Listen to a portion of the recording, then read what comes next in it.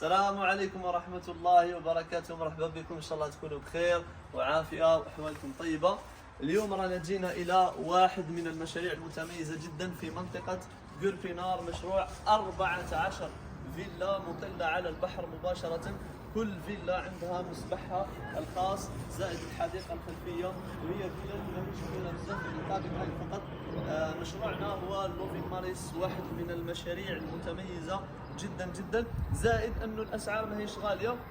الاسعار تبدأ من $1,000,000، يعني تقريبا بالدينار الجزائري 21 مليار، بالليرة التركية تقريبا 26 مليون ليرة. هذا المشروع متميز جدا، عندنا الإطلالة على البحر، راح تخليكم تشوفوها إن شاء الله المصورة اللي راهي موجودة.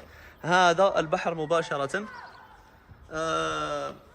راح نشوفوا إن شاء الله تعالى الفيلا من الداخل، ونوافيكم بجميع التفاصيل. كل من لديه اهتمام بشراء هذا النوع من الفيلل يتواصل معنا، خليكم تشوفوا إن شاء الله تعالى الفيلا من الداخل. السلام عليكم، عاود رجعنا للفيلا من الداخل. راح نشوفوا هذه الفيلا المتميزة، خلينا نشوفوها إن شاء الله تعالى من الداخل. نبداو بالحمام. حمام التشطيب تاعو عالي جدا كما راكم تشوفوا.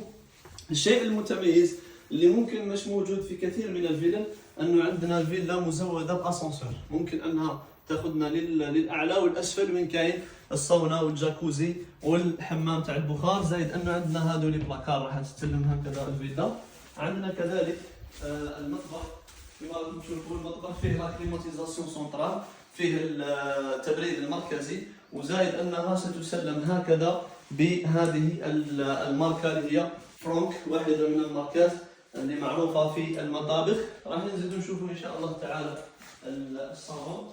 الصالون تاعنا مساحته واسعه جدا، مساحه رائعه مطله على الحديقه ومطله مباشره على المسبح اللي عندنا، والمسبح مطل مباشره على بحر مرمره كما راكم تشوفوا. صالون تاعنا راهو رائع جدا. راح نشوفوا ان شاء الله تعالى الطابق السفلي وما هو موجود فيه، خليكم تشوفوا الصالون جيدا، وبعدها راح نشوفوا ان شاء الله الطابق السفلي.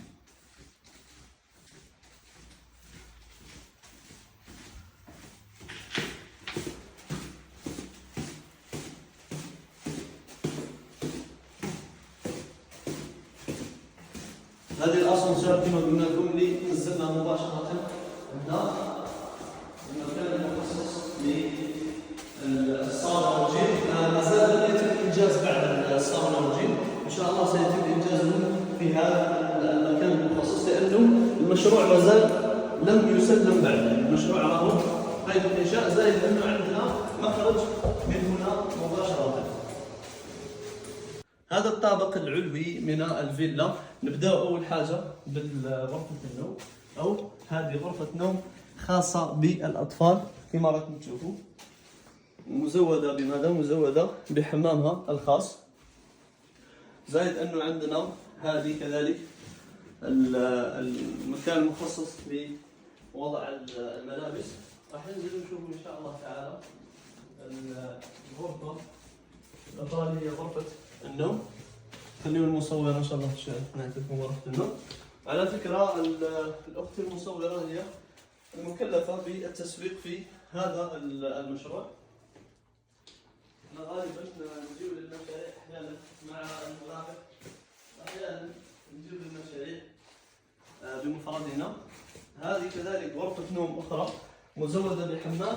السيستم الموجود في الفيلا غالبا هو أنه الغرف تكون مزودة، كل غرفة تكون مزودة بحمام، زائد أنه عندنا الإطلالة هنا على المسبح.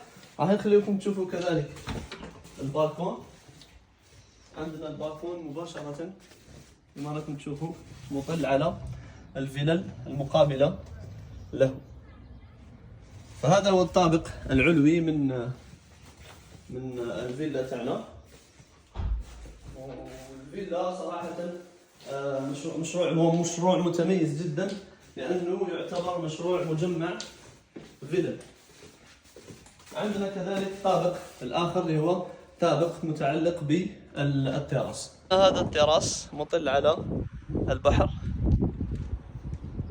وهذه المسابح. المشروع لم يسلم بعد كما قلنا، راح نشوفوا هذا مطبخ خاص بالتراس،